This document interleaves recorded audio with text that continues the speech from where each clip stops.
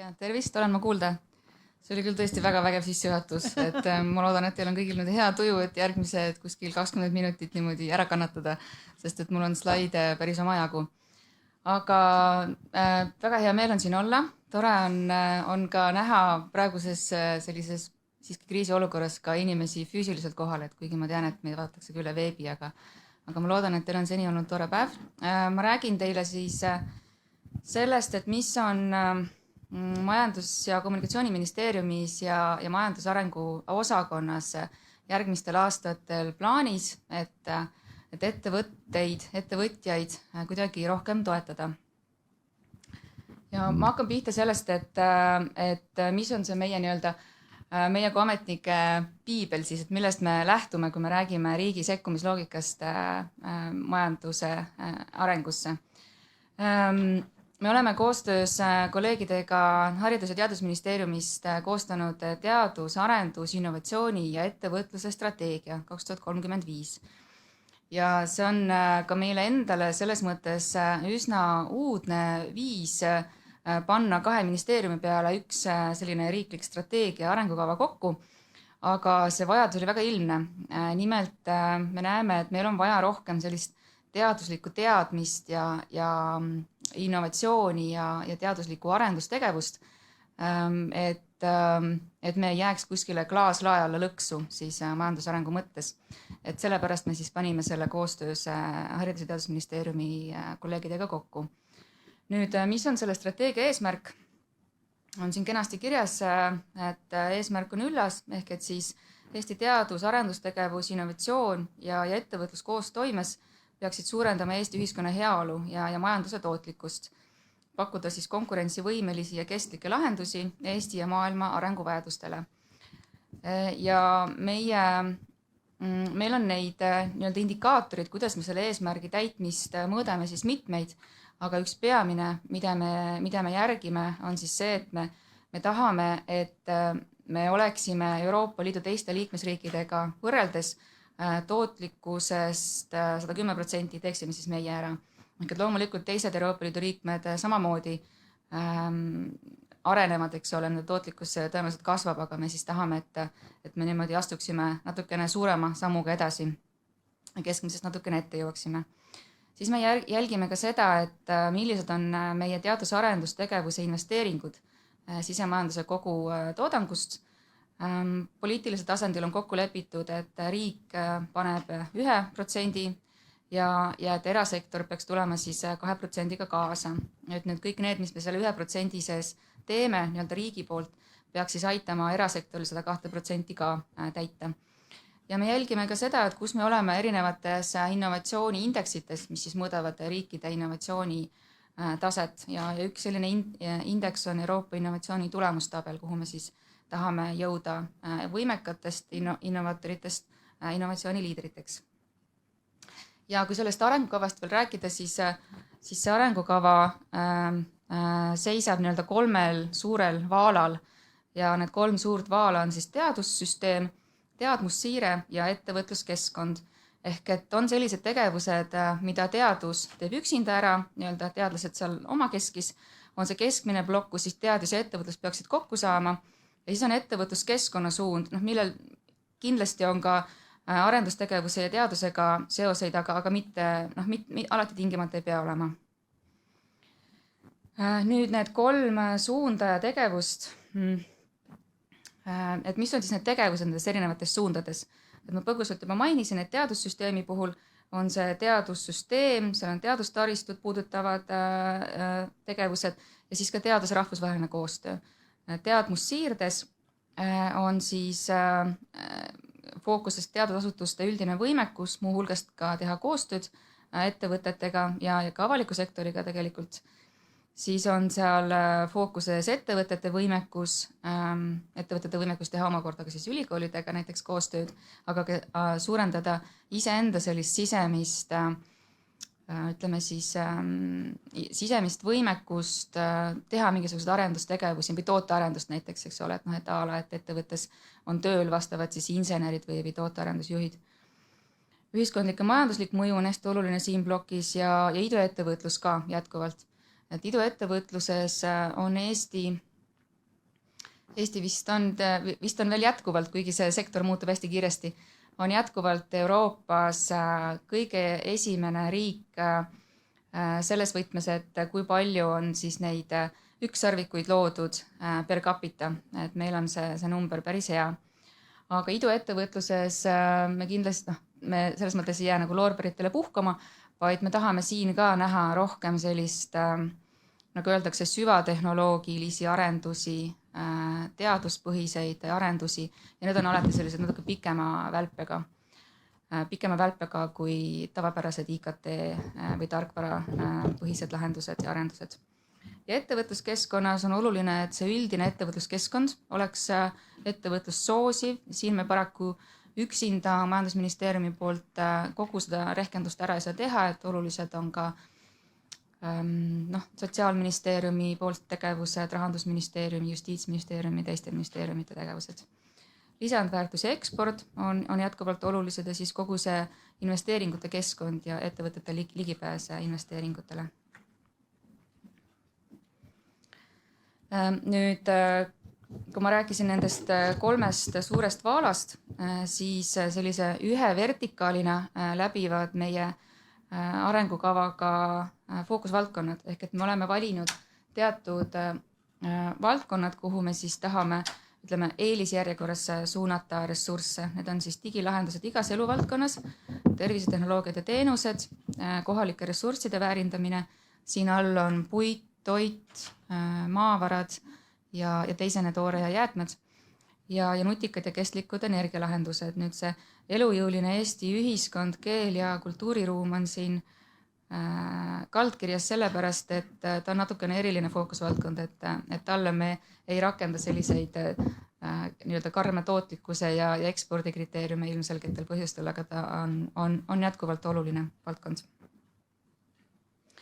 Nii, nüüd ma räägin siis, tuleb siin õige mitu slaidi nende konkreetsete sekkumisloogikate kaupa või siis ka nagu meetmete kaupa. Ja finantseerimisallikate mõttes on meil loomulikult Euroopa Liidu struktuurivahendid, siis on taasterahastu, teatud asju me teeme riigieelarvelistest vahenditest ja veidi on siis ka selle õiglase ülemineku fondi vahendid kasutada. Et mul on niimoodi, et mul on nüüd iga sellise põhilise sekkumise kohta üks slaid, kus on siis põhiline info, et mis on selle sekkumise eesmärk, eelarve ja ajakava. Ja nii palju ma ütlen üldiselt Euroopa Liidu toetuste kohta, et meil hetkel on käimas veel nii-öelda praegune Euroopa Liidu struktuurivahendite kasutamise periood. Need kasutamise perioodid on teadupärast 7 aasta kaupa ja järgmisel aastal algab meil siis nii-öelda selline ülemineku aeg. Et väga laias laastus me jätkame ka uuel perioodil siis samasuguste sekkumiste ja meetmetega, aga et siin on siis toodud nagu uue perioodi kontekstis ära need eelarved ja ajakavad. TAI tähendab siis teadus, arendus, innovatsioon. Ma pean aeg-ajalt iseendale ka meelde tuletama, et need akronüümid ei ole kõigile iseenesest mõistetavad, aga et see on siis teadus, arendus, innovatsioon. Ja ettevõtete sellise teadus, arenduse, innovatsiooni, teadlikkuse, võimekuse kasvatamine, see on nagu hästi suur plokk erinevatest, kuidas ma ütlen siis, meetmetest. Peamiselt tähendab see seda, mida ettevõtluse arendamise sihtasutus teeb, erinevad koolitused, nõustamised, näiteks intellektuaalomandi osas, et kas ja mis juhtudel intellektuaalomand ettevõttel üldse vajalik on, erinevad meistriklassid näiteks või mis iganes asju on tarvis teha, et teadusest, arendusest, innovatsioonist selline teadlikkus kasvaks ja võimekus siis ka näiteks mingisugustesse võib-olla suurematesse rahastusmeetmetesse sisse minna. EAS tegeleb need asjadega ka praegu ja uuel perioodil kindlasti ka jätkab, et me siis vaatame järgmine aasta üle, et kas on tarvis seal midagi muuta või mitte. Ja üldiselt see on selline paindlik tööriist, et vastavalt siis ad hoc vajadusele, et mis on tarvis teha, et siis EAS saab kohe kas mingi meistriklassi ellu kutsuda või mingeid koolitamisi, nõustamisi teha. Rakendusuuringute ja eksperimentaalarenduse programm, me ise ütleme talle hellitusnimega RUP, toimib praegu. Ta toimib nõnda, et üks selline rahastusvoor on ära olnud, teine rahastusvoor on praegu käimas ja see eelarve, mis siin toodud on, ei ole selles mõttes lõplik, et me püüame siia, kuna ta on meie jaoks nagu hästi-hästi oluline meede, mis puudutab seda, et ettevõtted reaalselt uuriksid ja arendaksid, mida on siis näiteks tarvis neil uute toodete või olemasolevate toodete parendamiseks teha ja siis ka arendaksid. Et see on hästi mahukas programm, et siis me püüame siia leida ka lisavahendeid juurde. Ja mis on veel hästi oluline selle programmi puhul on see, et ta ei ole ainult nii-öelda rahastusmeede, et kus ettevõte siis saadab EAS-i oma taotluse ja kas siis saab rahastust või ei.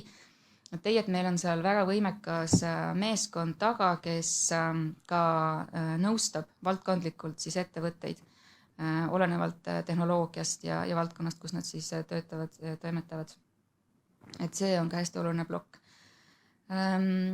Jah, ühesõnaga, nagu ma ütlesin, et praegu käib teine voor, ütleme nende taotluste hindamine. Järgnevatel aastatel tulevad siis uued taotlusvoorud, mõned tulevad temaatilised, mõned tulevad üldised. Et tuleb pigem, ühesõnaga tuleb olla siis infoga kursis vaadata. EAS-i kodulehekülg on kõige õigem koht selleks info saamiseks. Nüüd ettevõtte arenguprogramm, tootearendustoetus, tugi- ja arenduskeskused on sellised meetmed, mis on olnud meil sel perioodil, kehtivad praegu ja nendega on meil plaanis jätkata uuel perioodil ka. Aga meil on hetkel käimas uuring, et hinnata seda ettevõtte arenguprogrammi toimimist ja võib-olla panna siis mingisugused olemasolevad meetmed kokku. Selle asja arenguprogrammi iva on selles, et ta on nagu rätseplahendus ettevõttele. Et ta kohandub, et see programm kohandub ennast siis nagu ettevõtte vajadustele vastavaks, et vastavalt sellele, mis konkreetsel ettevõttel on tarvis, kas mingit ekspordisuunalist nõu või tõesti tootearenduse suunal mingisugust abi sisse palgata või mis iganes, et siis see programm peaks olema selline väga paindlik. Ja selle siis pikem eesmärk on see, et kuna ta selline paindlik on, siis ta eeldab, et tegelikult ettevõte mõtleb hästi läbi, et mida ta nagu pikemaajaliselt soovib saavutada või mis ta selline, ütleme, 5-10 aasta visioon peaks olema, et see programm siis aitab selle visiooni või eesmärgistamisele kaasa, aitab neid eesmärke saavutada.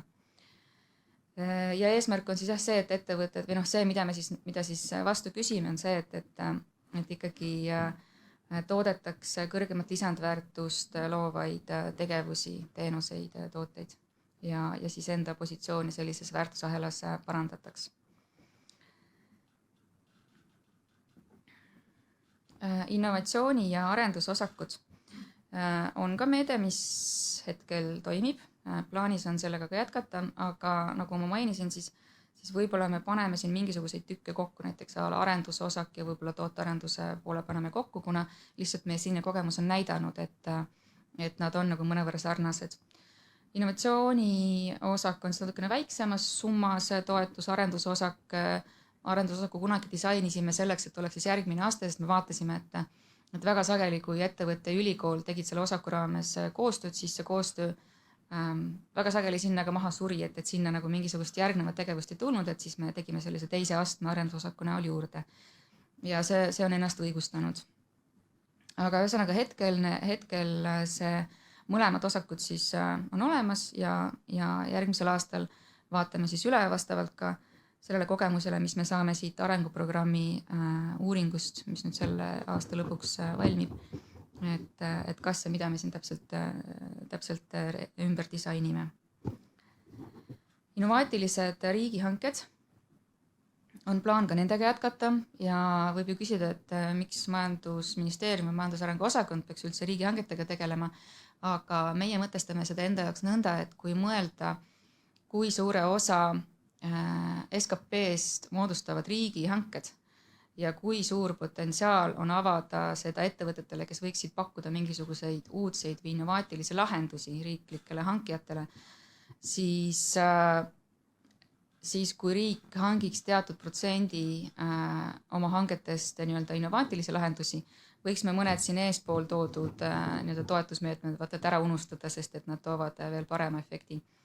Aga ühesõnaga see suund vajab veel jätkuvalt toetust ka Majandusministeeriumi poolt, et meie eesmärk on siis suurendada avaliku sektori hankijate nõudlust selliste lahenduste järele, et hangete valdkond paraku on üsna konservatiivne ja paraku ka väga hinnapõhine hetkel, aga on ka juba päris häid näiteid ja päris selliseid eeskujulikke hankijaid, kes maldavad hankida midagi innovaatilist ja võib-olla natukene riskantsemat. Ühesõnaga, sellel teemal me ka järgmine aastal jätkame, vaatame selle meetme, kuidas ta seni toiminud on üle ja ilmselt ka see vajab natukene redisaini.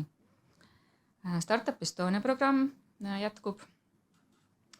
Et jätkuvalt on tarvis toetada sellist üldist iduettevõtete ökosüsteemi, seda arendada, pakkuda vastavaid teenuseid. Siin on hästi oluline ka Startup Estonia meeskonna panus sellesse, et kuidas seda targa immigratsiooni teemaga tegeleda, kuidas meelitada talente siia Eestisse, kapitali kättesaadavuse parandamine ja nagu ma enne mainisin, siis uus selline fookus või vertikaal, millele mõelda, saab olema kõik, mis puudutab süvatehnoloogia mahukust ja teadmusmahukust ka iduettevõtluses, et see on valdkond, mis vajab nii-öelda kannatlikumat kapitali, natuke rohkem aega ja natuke rohkem ka ressursse.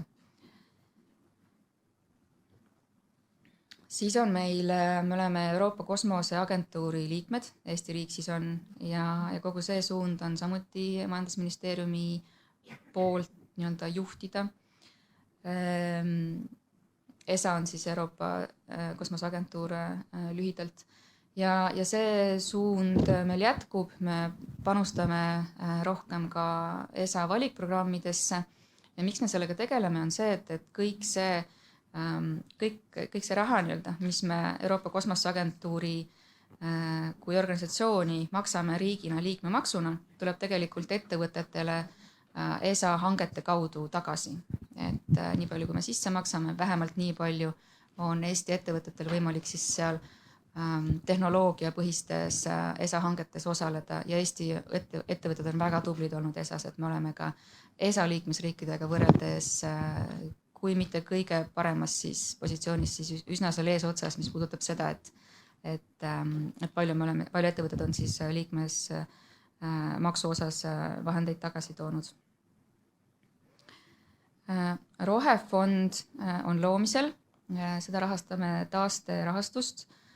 See fond on päris suur ja selle eesmärk on siis fondi investeeringute kaudu toetada rohetehnoloogiate väljatöötamist ja need ettevõtted siis peamiselt varajases faasis, kuna varajane faas on sageli see, kus ütleme, eraturu investorid ei ole alati veel valmis investeerima, et sellepärast on siis riigi abi siin tarvis. Ja see vajab läbirääkimisi Euroopa Komisjoniga. Meil on plaan seda SmartCapi kaudu teha. Loodame, et saame selle investeerimisstrateegia siis SmartCapi poolt välja töötatud ja märkimislepingu selle aasta lõpus sõlmitud, mis tähendab, et järgmine aasta siis hakatakse fondi juhte otsima. Ja kindlasti see rohefond on, kui te olete kindlasti ka kuulnud, eks ole, rohepöördest räägitakse hästi palju ja eks neid sekkumisi, ja kui ma ütlen sekkumised, siis ma pean silmas seda, et kuidas nagu riik seda rohepööret saab toetada. Et see rohefond on kindlasti meie vaatest üks oluline instrument selleks, et aidata välja töötada siis selliseid uusi tehnoloogiaid, mis aitavad seda rohepööret teha. Et rohepööre iseenesest on veel palju komplekssem kontsept, et see puudutab ka seda, et olemasolevad ettevõtted nii-öelda siis jääksid ellu kõigis nendes nõuetes, mis selle rohepöördega neile justkui kohustuslikuna peale pannakse, aga see rohefond siis keskendub sellele, et aidata neid reaalseid tehnoloogiaid välja töötada. Siis tegeleme me senisest rohkem ka tehisintellektiga ehk et kui riik, mis on siis andmete põhine, eks ole, et kui riigi poolt on olemas juba päris häid selliseid, nagu mul kolleegid kõrval osakonnas nimetavad, nii-öelda kratijupid, ehk et on siis arendatud selliseid kratijuppe, mis aitavad avaliku sektori andmeid väärindada ja nende peale siis mingeid paremaid teenuseid ehitada. Et siis meil on plaan samalaadset lähenemist rakendada ka erasektoris või vähemalt pakkuda nendele ettevõtetele, kes oleks valmis andmeid, mis on neil endal nendel endal olemas, või neil on siis võimalik näiteks avaliku sektori andmeid kasutada või ka näiteks kuskilt sisse osta või mingeid muid andmeid kasutada, et nende peale ehitada mingisuguseid tehisintellekti lahendusi, mis aitavad siis neil kas protsesse kuidagi efektiivistada või lisandväärtust lisada toodetele ja teenustele, et selleks on meil siis tegelikult isegi kaks tegevust, et see konkreetne programm saab olema Tehnopoli juhtida, teaduspark Tehnopol siis, mis seal Mustamäe campuses asub. Ja MKM-is meie osakonnas asub tööle ka projektijuht, kes kogu selle teema enda vastutada võtab. Aga lisaks sellele programmile on siis juba kokku pandud õigupoolest, et võite pärast klikata ja vaadata, väga äge kodulehekülg on neil. Selline konsortsium, nad ise nimetavad ennast IREX, see on siis AI and Robotics inglise keeles, tehisintellekti ja robootikale keskenduv selline keskus, et nende ülesanne ongi tuua kokku ülikoolidest, siin on TalTechist, Tartu Ülikoolist, need teadlased, kes tegelevad robootika ja tehisintellekti ja andmetega, ja siis ettevõtluse poole pealt ka on seal juba mõned tööstuserialaliidud ja mõned erasektori ettevõtted juures,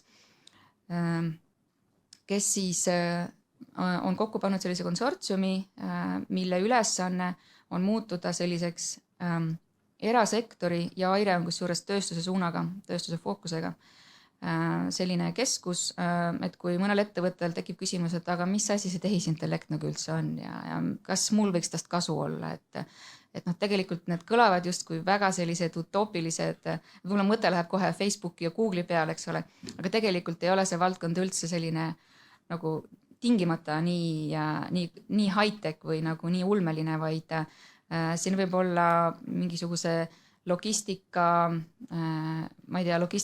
parandamise teemasid näiteks, eks ole, et on mõned sellised demoprojektid, mis AIRES on tulemas.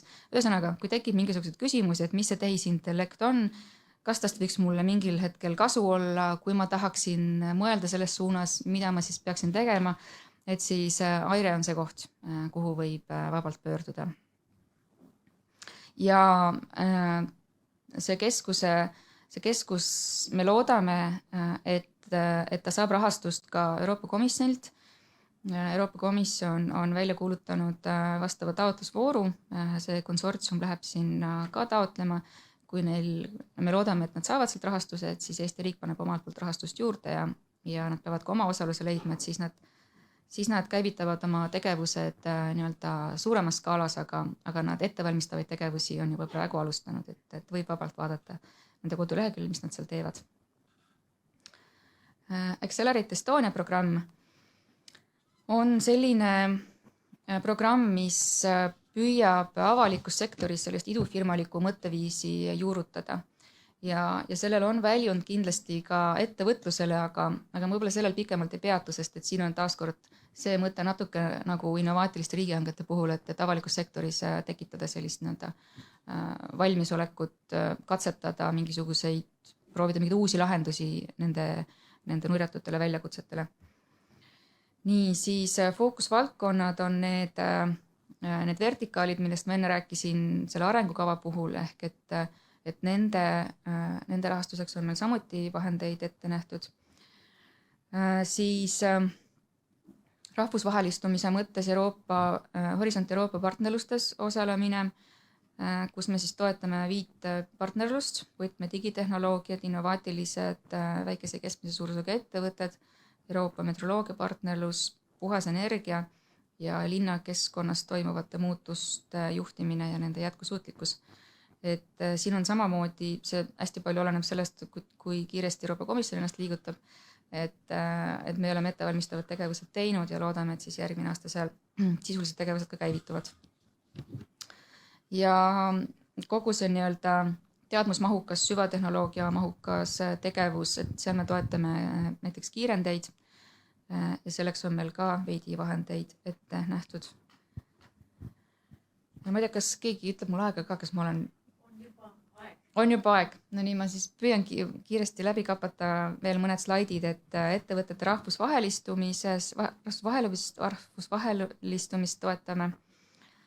Ja need on võib-olla siis, ütleme, kui ma tuletan korraks veel meelde seda 3 vaala, eks ole, et võib-olla selle ettevõtluskeskkonna vaala keskset tegevust rohkem, et siin võib olla nagu teadus-arendusinnovatsiooniga seotud tegevusega ei pruugi. Rahastamisvahendeid kindlasti riik jätkuvalt pakub, laenud, garantiid, omakapitali investeeringud. Siis jätkub kindlasti ka maakondlike arenduskeskuste toetamine, et erinevatest regioonidest selliste uute ettevõtete tekkimist toetada ja tekitada siis linke neile edasi rahastuse ja toetuse leidmiseks. Starditoetus, mis on samamoodi seotud nende uute ettevõtete tekkimisega ja neile soodsa kasvupinnase loomisega.